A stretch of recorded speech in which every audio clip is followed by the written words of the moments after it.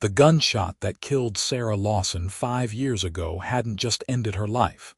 It had frozen Adam's heart in a moment of grief he couldn't escape. And some days, he wondered if the desert wind would ever carry away the emptiness that had settled into his bones like dust into the cracks of his ranch house outside Old Tucson, Arizona. Adam Lawson stood on the porch of his weathered homestead in the spring of 1878, watching the sun bleed across the horizon in shades of orange and crimson that reminded him too much of blood. He was 32 now, though he felt decades older. The ranch still ran, the cattle still grazed, but everything moved through a fog of mechanical necessity rather than purpose.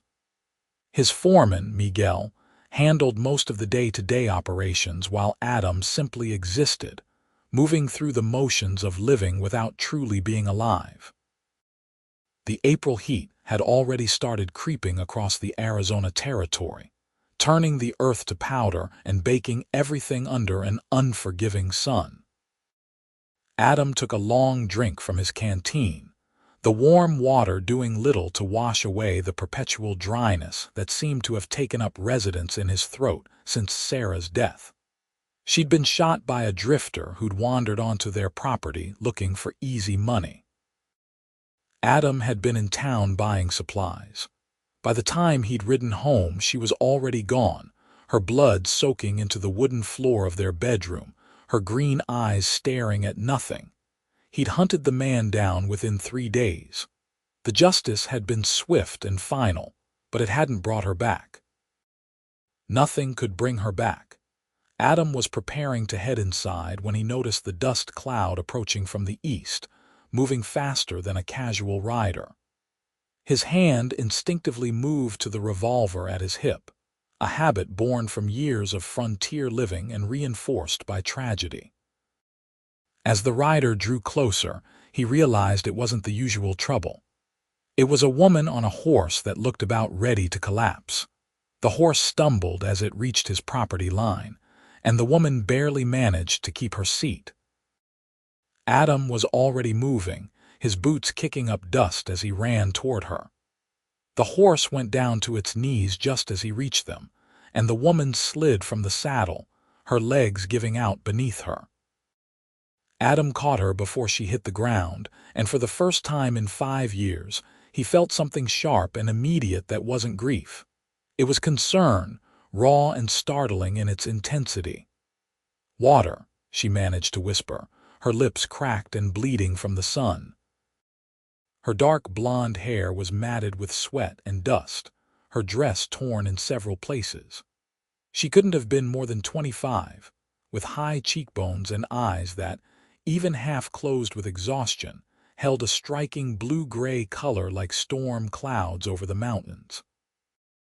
"I've got you," Adam heard himself say, and was surprised by the steadiness in his voice. He lifted her easily despite his own lean frame, carrying her toward the house while calling out for Miguel. His foreman appeared from the barn, took one look at the situation, and immediately began tending to the nearly dead horse while Adam carried the woman inside. The house was sparse and clean, maintained by habit rather than care. He laid her on the sofa in the main room and grabbed his canteen, supporting her head as he helped her drink slowly. "Not too fast," he instructed, his voice gentler than he'd heard it in years. "You'll make yourself sick." She obeyed, taking small sips, her eyes fluttering open to look at him with something like gratitude mixed with fear. When she'd had enough, she pushed the canteen away weakly. "Thank you," she whispered. "I thought I was going to die out there. What were you doing riding alone in this heat?" Adam asked, fetching a damp cloth to wipe the dust from her face. "Where did you come from?" "Fort Lowell," she said, her voice gaining a bit of strength. "I was trying to reach Old Tucson. My uncle is supposed to meet me there. I'm Catherine Kane." Adam felt something twist in his chest at her name, at the way she looked at him with those storm cloud eyes. He pushed the feeling down, burying it under 5 years of practiced numbness. "You're about 8 miles from town. You would have made it if you'd started earlier or had a better horse." "He was a good horse," Catherine said, tears suddenly filling her eyes. "He tried so hard. Is he going to be all right?" The genuine concern in her voice for an animal that had nearly killed her through its failure surprised Adam. "Miguel will do what he can. The horse is in bad shape, though." "Where did you get him?" Catherine's face flushed with something that looked like shame. "I bought him cheap in Fort Lowell. I didn't have much money. The man who sold him to me said he was sound, but I think he lied." Adam felt anger flicker through the numbness, a protective instinct he hadn't experienced since Sarah's death. "You were cheated. That horse had probably a day left in him at most. You're lucky you made it this far." "I know that now," Catherine said, and despite her weakness, there was steel in her voice. "I'm not usually so foolish, Mr. Lawson." He blinked. "How did you know my name?" "You're wearing a belt buckle with your initials," she said, managing a small smile. "And you're the only ranch I've seen for miles. I heard in Fort Lowell about a man named Adam Lawson who ran cattle outside Old Tucson. I was hoping to make it to your place, actually. I thought perhaps you might give me water and point me in the right direction." "Well, you made it," Adam said, standing abruptly. The conversation was starting to feel too personal, too intimate. He wasn't ready for that, would never be ready for that. "You should rest. I'll have Miguel prepare the guest room and get you some food." But as he turned to leave, Catherine's hand shot out and grabbed his wrist. Her grip was weak but insistent. "Please don't go, not yet. I've been alone for so long and I'm frightened. Just stay until I fall asleep. Please." Adam looked down at her hand on his wrist, at the way her fingers trembled slightly. Something in her voice, in her eyes, reminded him of Sarah in her vulnerable moments, and he found himself unable to refuse. He sat back down in the chair beside the sofa. "All right," he said quietly. "I'll stay." Catherine's eyes filled with tears again, but she blinked them back. "Thank you. You're very kind." "I'm not kind," Adam said automatically. "I'm just decent enough not to leave a woman alone when she's scared." "That's the definition of kind," Catherine said, her eyes already starting to close. "Can you tell me about Old Tucson? I've never been there. What's it like?" Adam found himself talking, his voice low and steady, describing the small town with its dusty streets and handful of businesses, the saloon where cowboys drank away their pay, the general store run by Mrs. Henderson, who knew everyone's business, the small church where Reverend Thomas preached every Sunday to a congregation that was more superstitious than spiritual. He talked about the way the sun turned the adobe buildings gold at sunset, about the smell of mesquite smoke from cooking fires, about the sound of piano music drifting from the saloon on Saturday nights. He talked until Catherine's breathing deepened and evened out, until he was certain she was asleep. Even then, he sat there for a few more minutes, studying her face in the dim light filtering through the windows. She was beautiful in an understated way, with a strength in her features that spoke of resilience and determination. She'd been through something difficult, that much was clear. People didn't travel alone through the Arizona territory without a compelling reason. Miguel appeared in the doorway, his weathered face creased with concern. "The horse is alive, but barely. I've given him water and feed, but I do not think he will last the week, patron. He is too far gone." Adam nodded slowly. "Do what you can for him. Did you prepare the guest room?" "See, it is ready, and I have made some stew. The señorita will need food when she wakes." "Thank you, Miguel." Adam carefully slipped his wrist from Catherine's loose grip and stood. His joints protested, reminding him he'd been sitting still too long. "I'll move her to the room." He lifted Catherine again, marveling at how light she was, how fragile she felt in his arms. She stirred slightly as he carried her down the hallway to the guest room that hadn't been used since Sarah's sister had visited 4 years ago. but she didn't wake. He laid her on the bed and pulled a quilt over her, then stood there for a moment, fighting the urge to smooth the hair back from her face. This was dangerous territory. He couldn't afford to feel anything for this woman. Feeling led to caring, caring led to love, and love led to loss. He'd learned that lesson in the most brutal way possible. The best thing he could do was help Catherine get to Old Tucson tomorrow, connect her with her uncle, and send her on her way. Then he could go back to his comfortable numbness, his safe grief. But that night, for the first time in 5 years, Adam didn't dream about Sarah's death. Instead, he dreamed of storm cloud eyes and a voice saying, "That's the definition of kind." When morning came, Adam woke disoriented and strangely rested. He dressed quickly and headed to the kitchen, where Miguel had already started coffee. The older man gave him a knowing look that Adam chose to ignore. "The señorita is still sleeping," Miguel said. "I checked on her an hour ago. She is well. Good." Adam poured himself coffee, the bitter liquid helping to clear his head. "I'll take her to town this afternoon once she's recovered enough to travel. Perhaps she should rest another day," Miguel suggested carefully. "The journey was hard on her." "She'll be fine," Adam said shortly. "The sooner she gets to her uncle, the better." Miguel said nothing, but his expression spoke volumes. Adam ignored it and went outside to check on the morning work, throwing himself into the familiar routine of ranch life. He checked the cattle in the near pasture, inspected the water troughs, and helped repair a section of fence that had been damaged by a coyote trying to get at the calves. It was nearly noon when he returned to the house, sweaty and dusty, to find Catherine sitting at his kitchen table with a bowl of stew in front of her. She'd washed her face and hands and had attempted to fix her hair, pulling it back into a braid that revealed the elegant line of her neck. She looked up when he entered, and her smile was like sunlight breaking through clouds. "Good morning," she said. "Or I suppose it's afternoon now. I'm sorry I slept so long. I was more exhausted than I realized." "You needed the rest," Adam said, suddenly aware of how filthy he was compared to her relative cleanliness. "How are you feeling?" "Much better, thanks to you and Miguel. He's been very kind, bringing me food and fresh water to wash with." Catherine's smile faded slightly.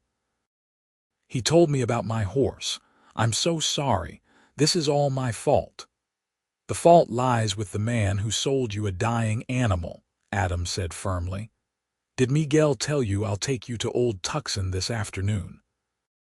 Something flickered across Catherine's face, something that looked almost like disappointment. "That's very generous of you, Mr. Lawson, but I'm afraid I have a problem. My uncle's telegram said he would meet me in Old Tucson on April 20th. That's 5 days from now. I was supposed to arrive early and find work at the boarding house while I waited for him to pay for my room and meals. But now I have no horse, very little money, and I'm not sure what to do." Adam felt that protective instinct surge again, stronger this time. "What about your family? Can they help?" Catherine's face closed down, her expression becoming carefully neutral. "I have no family except my uncle, and he's traveling from California. My parents died 3 years ago of fever, both within a week of each other. I've been working as a teacher in Fort Lowell, but the position ended. My uncle wrote to me about opportunities in California, so I decided to join him." "A teacher," Adam said, and some of his guardedness eased. Teachers were respectable, educated. "That's good work." "I loved it," Catherine said, and her face lit up again. "The children were wonderful, even the difficult ones. I taught reading, writing, arithmetic, some history. I wanted to add more to the curriculum, but the town council felt that basic skills were sufficient." She paused, then added quietly, "I miss it terribly." Adam found himself sitting down across from her, his coffee forgotten. "Why did the position end?" Catherine's cheeks flushed. The town council decided they wanted a male teacher. They felt that older boys needed a firmer hand than a woman could provide. It wasn't about my teaching abilities. I had excellent results. It was simply about my gender. The bitterness in her voice was unmistakable, and Adam felt an unexpected kinship with her anger at injustice.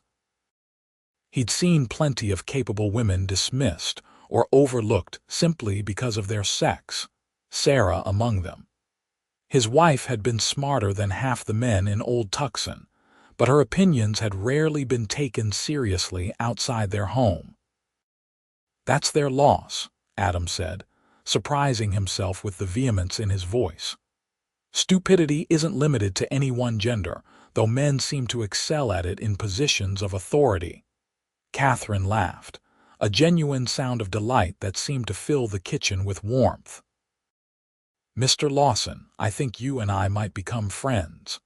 The word friends hit Adam like a physical blow. He couldn't be friends with this woman, couldn't let her into his life in any meaningful way. But even as he thought it, he found himself saying, "You can stay here until your uncle arrives." Miguel's wife, Rosa, can act as chaperone to preserve your reputation. She comes up from their house twice a week to help with laundry and cleaning. I'll make sure she's here every day while you're staying." Catherine's eyes widened. "Mr. Lawson, I couldn't impose on you like that." "You've already done so much." "It's not an imposition," Adam lied. "The guest room is just sitting empty anyway, and you can earn your keep if it makes you feel better. The house could use a woman's touch. Rosa does her best, but she has her own household to manage." He saw Catherine considering it, weighing her limited options. Finally, she nodded. "All right, but I insist on doing more than just light housekeeping. I can cook, and I'm good with accounts if you need help with ranch business. I want to actually contribute, not just be a burden." "Fine," Adam said, standing abruptly. "Miguel will take you to town tomorrow to send a telegram to your uncle, letting him know where you are. For now, just rest and recover from your journey."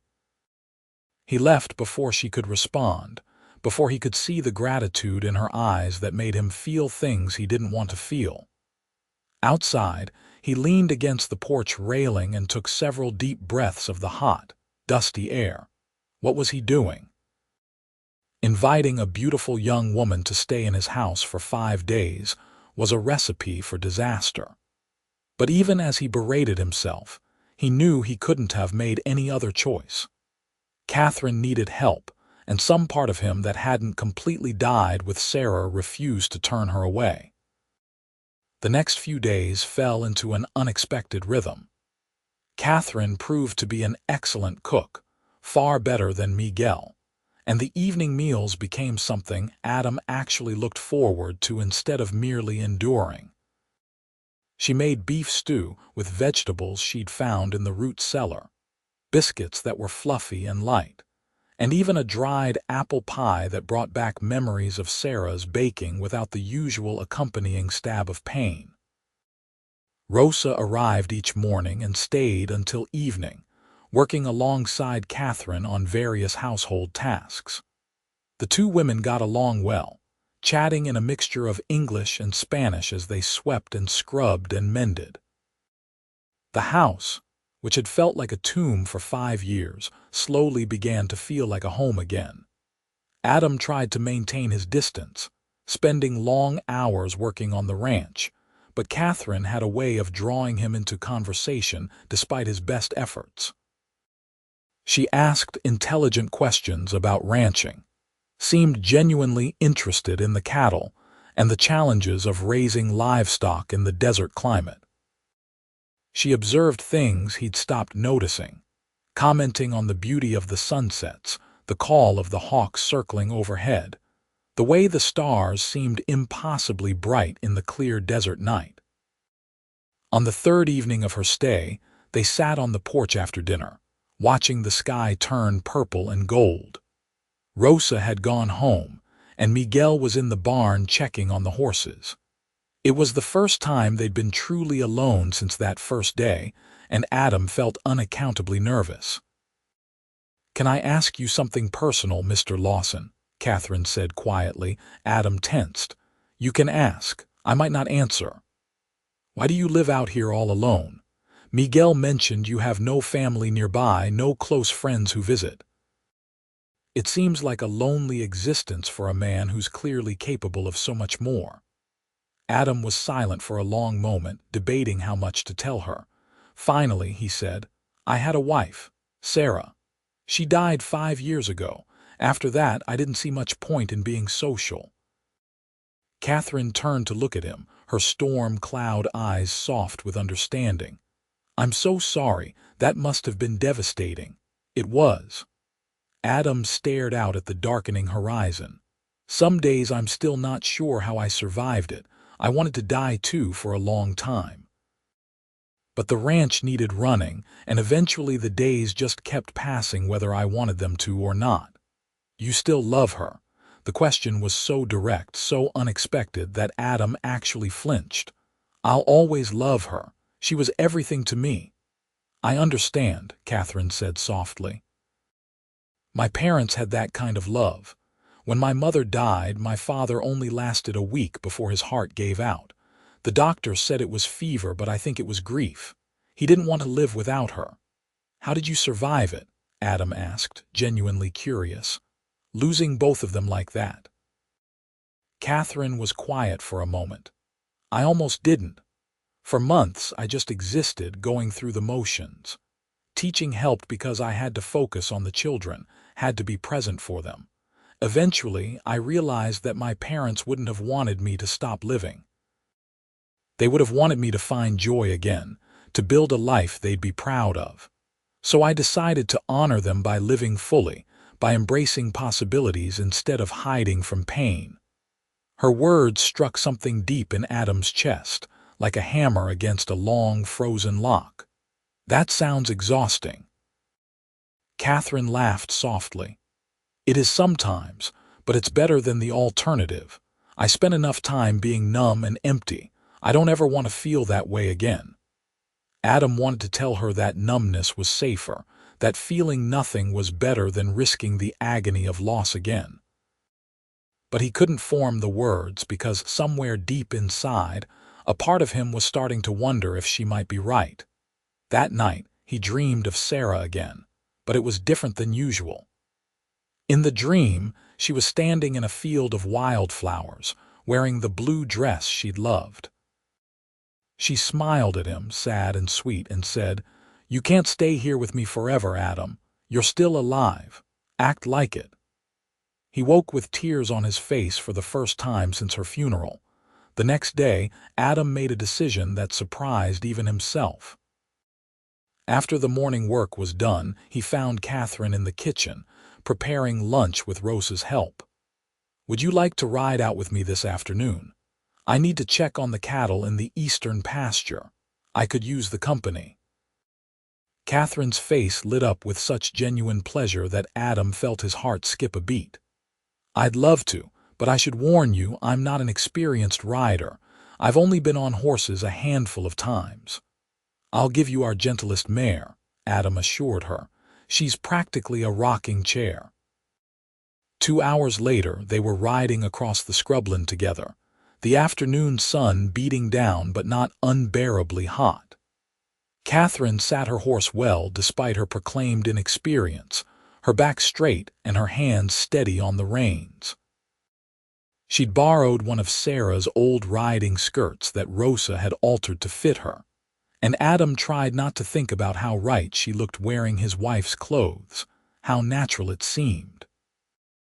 "This land is beautiful," Catherine said, gazing around at the desert landscape with its scattered cacti and tough brush. "I know most people see it as harsh and unforgiving, but there's something magnificent about it. Everything here is a survivor." "That's one way to look at it," Adam said. "Most days I just see the challenges. Not enough water, too much heat, predators after the calves." "But you stay anyway," Catherine pointed out. "You must love it at least a little bit." Adam considered that. "I suppose I do." Sarah loved it. She saw the beauty in everything, even the rattlesnakes and scorpions. She said the desert taught you what really mattered, stripped away all the unnecessary things until you were left with just the essentials. She sounds like she was a remarkable woman. She was. Adam paused, then added something he'd never said aloud before. You remind me of her sometimes, not in appearance but in the way you look at the world, like you're determined to find something good in it no matter what. Catherine smiled. I'll take that as a compliment. Though I'm sure I could never truly measure up to someone you loved so deeply. You don't have to measure up to anyone, Adam said firmly. You're your own person, Catherine. That's enough. They rode in comfortable silence for a while, checking on the scattered groups of cattle. Adam found himself relaxing in a way he hadn't in years, enjoying the simple pleasure of companionship. Catherine asked thoughtful questions about ranching, and he found himself explaining things in detail, pointing out landmarks and sharing stories from his years working the land. When they stopped to rest the horses near a small creek that still held some water despite the season, Catherine said, "Can I ask you something else personal?" Adam handed her his canteen. "Seems to be your specialty. You ever think about the future? About what you want your life to look like in 5 or 10 years?" The question caught Adam off guard. "No, I stopped thinking about the future when Sarah died. I just take things one day at a time." "That must be incredibly limiting," Catherine said gently. "Don't you have dreams? Things you want to accomplish or experience?" Adam sat down on a rock, staring at the thin trickle of water. "I used to. Sarah and I planned to expand the ranch, maybe start a horse breeding program. She wanted children, at least 3. We were going to build a bigger house with a real library because she loved to read. After she died, those dreams seemed pointless. What good is planning for a future that can be ripped away in an instant?" Catherine sat down beside him, close enough that he could feel the warmth of her arm near his. "I understand that fear. After my parents died, I felt the same way. But Adam, that future was taken from you. That doesn't mean you can't build a different one. It won't be the same, and maybe it won't be what you originally imagined, but it could still be good. Maybe even wonderful in ways you can't predict." Adam turned to look at her, really look at her. The sun caught the gold in her hair, made her eyes seem almost luminous. She was watching him with such earnest hope that something inside his chest cracked wider, letting in a shaft of painful, brilliant light. "When did you become so wise?" he asked, his voice rough. "I'm not wise," Catherine said. "I'm just stubborn. I refuse to let grief destroy me completely. Some days that's all the wisdom I have, the determination to keep going." Adam reached out without thinking and tucked a loose strand of hair behind her ear. The moment his fingers touched her skin, he felt something electric pass between them, something he'd thought was dead forever. Catherine's breath caught, her eyes widening, and for a heartbeat they just stared at each other. Then Adam pulled back abruptly, standing so fast he nearly stumbled. "We should head back. It'll be dark soon." Catherine stood more slowly, her expression unreadable. "Of course." The ride back was quieter, but the silence felt charged with unspoken things. Adam kept his eyes on the horizon, his mind spinning. He couldn't develop feelings for Catherine. She was leaving in 2 days when her uncle arrived. She had a whole future planned in California, a life that didn't include a broken-down widower stuck in the past. The smart thing, the safe thing, was to maintain his distance for the remaining time she was here.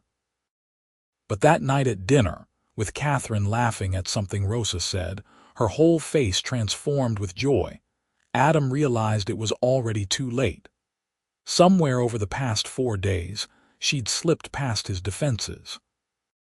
She'd made him feel something other than pain for the first time in 5 years, and the realization terrified him. After dinner, while Rosa cleaned up the kitchen, Adam retreated to his study, a small room off the main living area that he used for ranch accounts and paperwork. He sat at his desk, trying to focus on the ledger in front of him, but the numbers blurred together. His mind kept wandering to Catherine's smile, the sound of her laugh, the way she'd looked at him by the creek. A knock on the door made him look up. Catherine stood in the doorway, holding 2 cups of coffee. "Rosa said you take yours black. I hope it's not too presumptuous, but I thought you might like some company." Adam knew he should send her away, but instead he said, "Come in." Catherine entered and set 1 cup on his desk, then settled into the worn leather chair across from him. "What are you working on?" "Accounts. Making sure the numbers add up, planning for supplies I'll need to order." He closed the ledger, recognizing the futility of trying to work with her in the room. "It's tedious but necessary. I could help if you'd like. I'm quite good with numbers." Catherine sipped her coffee, her expression hopeful. "Unless you'd prefer to be alone, I don't want to intrude." "You're not intruding," Adam said, and meant it. "But I thought you'd be tired. You've been working hard all day."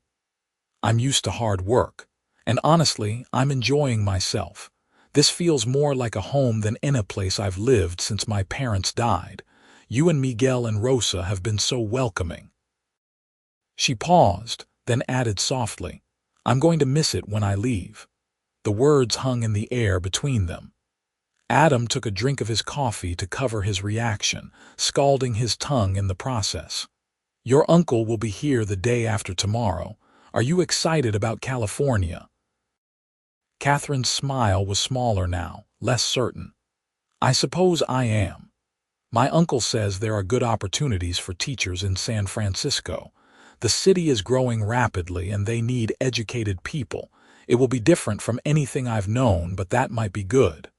"But—" Adam prompted, hearing the hesitation in her voice. "But I've never been fond of cities. I like open spaces, being able to see the horizon. I like knowing my neighbors and being part of a real community." Catherine set down her coffee cup and looked at him directly. "I like it here, Adam." More than I expected to. The use of his first name sent a jolt through him. It was the first time she'd called him anything but Mr. Lawson, and the intimacy of it felt both thrilling and dangerous. "Catherine," he began, then stopped, not knowing what to say.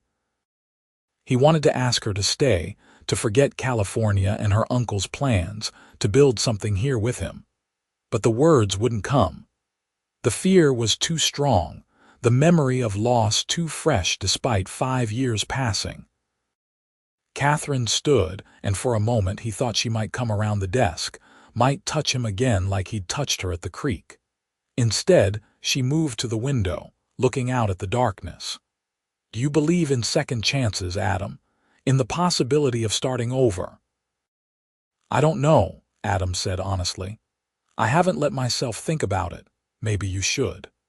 Catherine turned to face him, and in the lamplight she looked almost ethereal.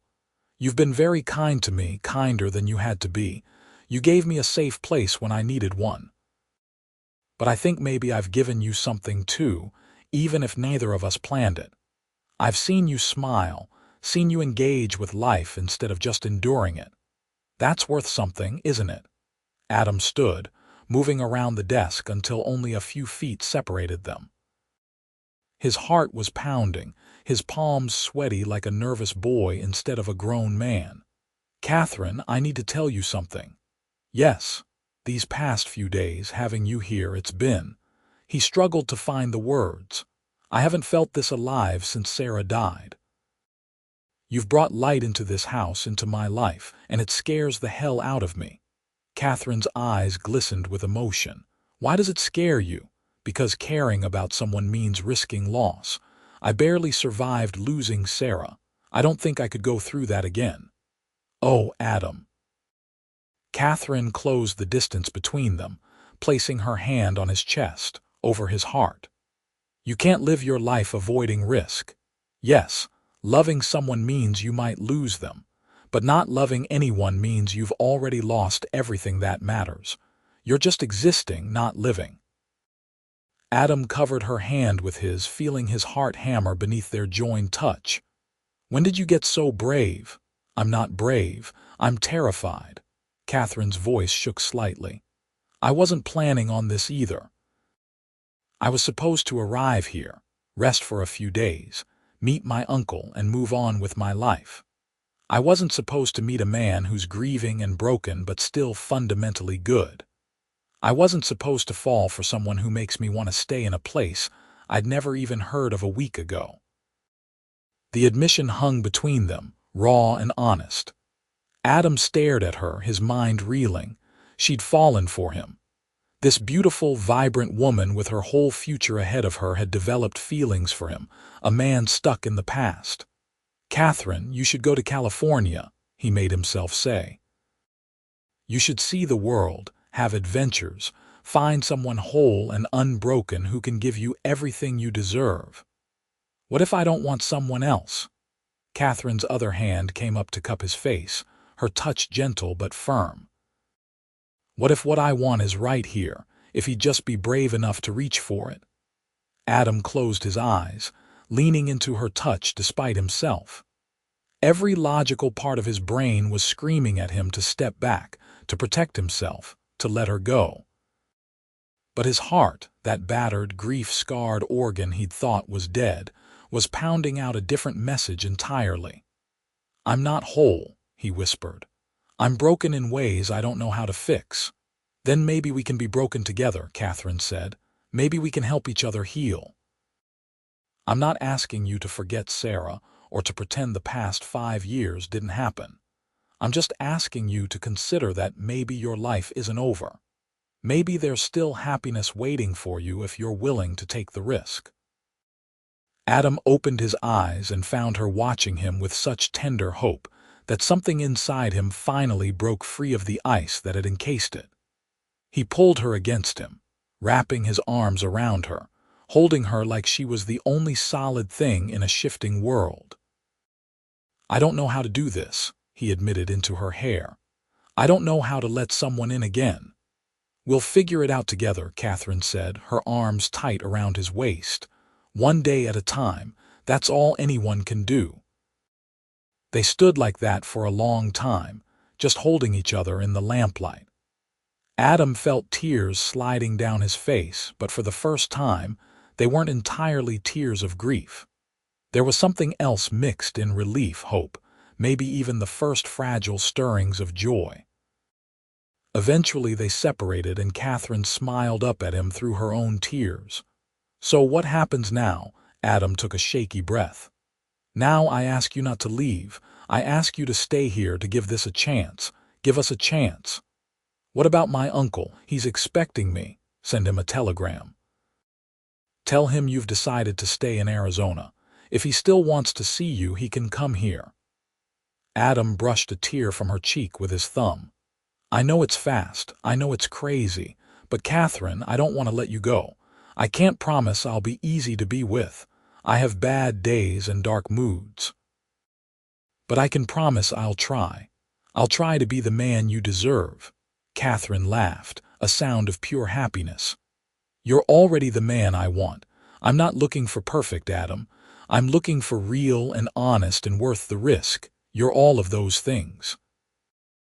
Adam bent his head and kissed her then, a gentle press of lips that sent warmth flooding through his entire body.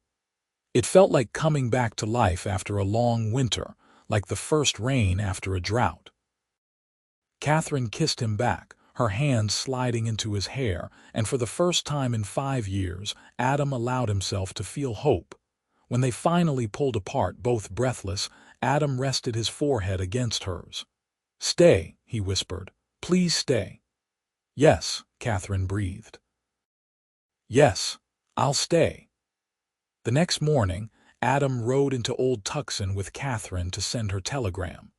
The town was busy with the usual mix of ranchers, miners, and drifters, all going about their business under the hot Arizona sun. Adam held Catherine's hand as they walked to the telegraph office, not caring who saw or what they might say. The telegram was short and direct. "Uncle James, I have decided to remain in Old Tucson. Met someone special. Will write with details. Please come visit when you can. Love, Catherine. After sending the telegram, they walked through town together, and Adam found himself seeing it through Catherine's eyes, the vitality of it, the possibility. They stopped at the general store, where Mrs. Henderson nearly fell over herself with curiosity about the pretty young woman on Adam Lawson's arm. Mrs. Henderson, this is Miss Catherine Kane, Adam said, unable to suppress his smile. She'll be staying at my ranch as my guest. Rosa is chaperoning, of course. Mrs. Henderson's eyebrows nearly reached her hairline. Is that so? Well, Miss Kane, welcome to Old Tucson. We're always glad to have new folks, especially educated ones. I hear you're a teacher. I was, Catherine said warmly. I taught in Fort Lowell before coming here. We could use a good teacher, Mrs. Henderson said thoughtfully. The last one ran off to the silver mines in Tombstone, thinking he'd make his fortune. Left our children without proper schooling for months now. Adam felt Catherine stiffen with interest beside him. Is the position still open? Far as I know. You'd have to talk to Mayor Whitman, but I can't imagine he'd turn down a qualified teacher, woman or not. We're desperate enough to overlook that particular prejudice. Mrs. Henderson's tone was dry but not unkind. After leaving the store, Catherine squeezed Adam's hand excitedly. Do you think I should apply? I know we haven't talked about the future much beyond me staying, but teaching is what I love. And if I could work here in town, I could have my own income and purpose beyond just being at the ranch. Adam looked down at her glowing face and felt his heart expand. This was what love should be, not possession or dependence, but two people supporting each other's dreams and growth. I think you should absolutely apply. You'd be an amazing teacher for these kids. They spent the rest of the morning walking through Old Tucson, and Adam introduced Catherine to various townspeople. Everyone was surprised to see the reclusive rancher so animated, so clearly happy. By the time they headed back to the ranch in the early afternoon, word had spread that Adam Lawson had finally emerged from his grief and found someone new. Over the next few weeks, Catherine settled into life on the ranch while going through the process of applying for the teaching position. Mayor Whitman, a practical man more concerned with results than gender politics, hired her almost immediately after seeing her credentials and conducting a brief interview. The town council grumbled but ultimately approved, swayed by the testimony of parents desperate for their children to receive an education. Catherine began teaching in early May, riding into town 3 days a week to instruct children ranging from 6 to 15 years old in a small schoolhouse on the edge of town. The other days she spent at the ranch, and slowly, she and Adam built something real and lasting together. It wasn't always easy. Adam had bad days when the grief would suddenly overwhelm him, when he'd withdraw into himself and struggle with the guilt of moving forward. Catherine learned to recognize those days and give him space while still remaining present, a steady anchor when he needed her. They talked long into the nights on the porch, sharing stories of their pasts, their fears and hopes and dreams. Adam told her about Sarah, about their life together, about the hole her death had left. Catherine listened without judgment, understanding that his love for his first wife didn't diminish what he was building with her. It was simply part of who he was, a piece of his history that had shaped him. Catherine told Adam about her own struggles after her parents' deaths, about the loneliness of being an orphan in a world that didn't quite know what to do with an unmarried woman with no family. She told him about her dreams of making a difference through teaching, of touching young lives and opening doors that might otherwise remain closed. By June, it felt natural to wake up and see Catherine at breakfast, to share the details of his day with her over dinner, to fall asleep to the sound of her moving around the house. Rosa had stopped chaperoning quite as strictly, though she still came by regularly to help and to ensure propriety was maintained. Everyone in Old Tucson knew Adam and Catherine were courting and most approved. Adam Lawson had suffered enough, people said. He deserved happiness. One evening in late June, after a particularly beautiful sunset, Adam took Catherine's hand and led her out to a spot on the eastern side of his property where wildflowers grew in surprising profusion. Sarah had loved this spot, had planted some of the flowers herself. Adam had avoided it for 5 years, unable to face the memories. But tonight, with Catherine beside him, it felt right to be here. This was Sarah's favorite place on the ranch, he said quietly. She called it her garden, even though it's really just a patch of desert that happens to have decent soil and an underground spring that keeps things alive. Catherine squeezed his hand but said nothing, letting him speak at his own pace. "I need to tell you something," Adam continued. "I loved Sarah with everything I had. Part of me will always love her, will always carry the mark of that loss. But Catherine, what I feel for you isn't a shadow of that or a replacement. It's something new and different and equally real. You've taught me that the heart has more capacity than I knew, that loving again doesn't dishonor the past." Catherine's eyes filled with tears. "Adam, I know you loved her. I would never ask you to forget or pretend that part of your life didn't exist. Your capacity to love so deeply is part of what makes you so special." Adam reached into his pocket and pulled out a small box. Inside was a simple gold band with a small sapphire stone. "This was my grandmother's ring. Sarah never wore it because it wasn't to her taste, but I've kept it all these years. It's not fancy, but it's real and it's mine to give." He dropped to one knee in the wildflowers, looking up at Catherine with his heart in his eyes. "Catherine Kane, will you marry me? Will you build a life here with me, teaching our town's children and helping me remember how to really live? Will you take a chance on a broken man who's trying to put himself back together?" Catherine dropped to her knees in front of him, cupping his face in her hands. "You're not broken, Adam Lawson. You're strong and brave and good. And yes, I'll marry you. I'll build a life with you and teach our town's children and love you with everything I have." Adam slipped the ring onto her finger and it fit perfectly, as if it had been waiting for her all along. They kissed there in Sarah's garden as the stars began to appear overhead. And Adam sent a silent thank you to his first wife for loving him enough to teach him what real love looked like. And for wherever she was, hopefully approving of him finally choosing to live again. They were married in August in the small church in Old Tucson, with most of the town in attendance. Miguel stood up as Adam's best man, and Rosa helped Catherine prepare.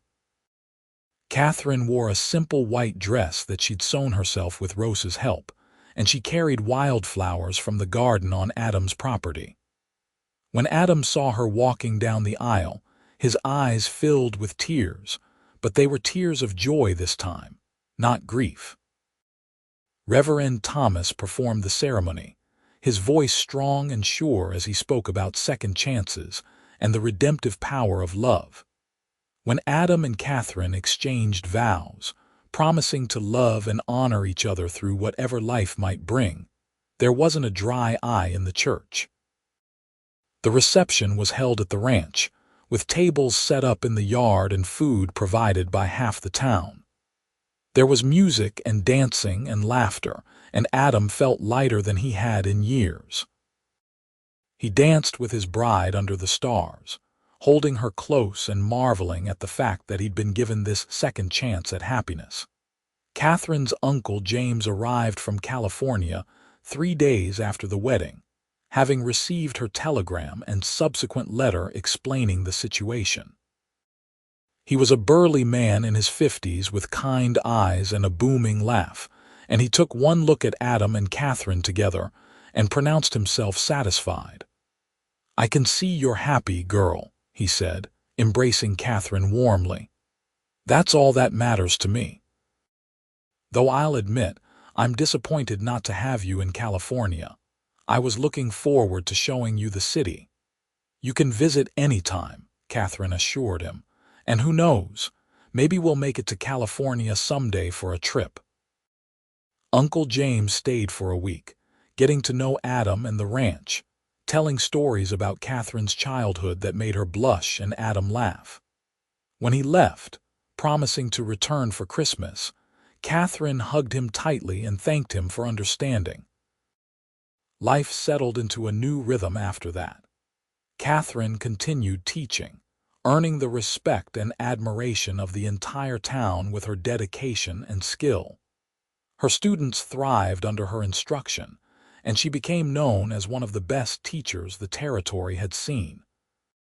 Parents who'd initially been skeptical of a woman teacher became her fiercest advocates. Adam expanded the ranch, finally pursuing some of the dreams he'd set aside after Sarah's death. He started a small horse breeding program, focusing on sturdy animals suited to the harsh desert climate. Catherine helped with the accounts and planning, her mind for numbers and organization proving invaluable. They hosted dinners at the ranch, opening their home to neighbors and friends. The house that had been a tomb of grief became a place of warmth and welcome, filled with laughter and life. Miguel and Rosa became like family, as integral to the ranch as the land itself. The first time Catherine brought up having children about 6 months into their marriage, Adam felt a familiar flutter of fear. What if something happened? What if he lost her in childbirth? But Catherine took his hand and said, "We can't live our lives being afraid of what might happen. We can only live each day fully and trust that we're strong enough to handle whatever comes." She was right, as she so often was. In the spring of 1879, Catherine became pregnant. Adam alternated between excitement and terror throughout her pregnancy. But Catherine remained calm and positive, continuing to teach until the final month before the baby was due. On a warm October evening, with Rosa and the town doctor in attendance, Catherine gave birth to a healthy baby boy. They named him Thomas, after Catherine's father, and when Adam held his son for the first time, he wept openly. This tiny, perfect human represented everything he'd thought he'd lost forever: hope, future, family. Catherine recovered quickly from the birth, her strength and resilience once again amazing everyone around her. Little Thomas was a happy baby with his mother's blue-gray eyes and his father's dark hair. Adam discovered depths of love he hadn't known existed, and watching Catherine with their son filled him with a contentment he'd never imagined feeling again. As Thomas grew, Catherine returned to teaching part-time, with Rosa caring for the baby during the days she was in town. The town had grown fond of the Lawson family, seeing them as a symbol of perseverance and hope. Adam's emergence from grief had given hope to others who'd suffered losses, showing that life could continue after tragedy. In the summer of 1881, Catherine became pregnant again. This time, Adam was less frightened, more confident in her strength and their future together. Their daughter, Sarah Elizabeth, was born the following spring, and Adam felt a sense of completion he hadn't expected. Naming his daughter after his first wife had been Catherine's idea, a gesture of respect and inclusion that honored the past while celebrating the present. "Sarah was part of your life, part of who you are," Catherine had said when she suggested the name. "Our daughter should know about the woman who helped shape her father into the man I love. It's not about replacing or forgetting. It's about remembering and honoring." Adam loved Catherine even more for that understanding, for her generosity of spirit that allowed room for all the complicated emotions of his past and present. The years flowed by like water in the desert, precious and life-giving. Thomas grew into a serious, thoughtful boy who loved helping his father with the horses. Sarah was wild and fearless, always covered in dust from adventures around the ranch. Catherine continued teaching, becoming a respected member of the community and advocating for better education throughout the territory. Adam never forgot Sarah, his first wife.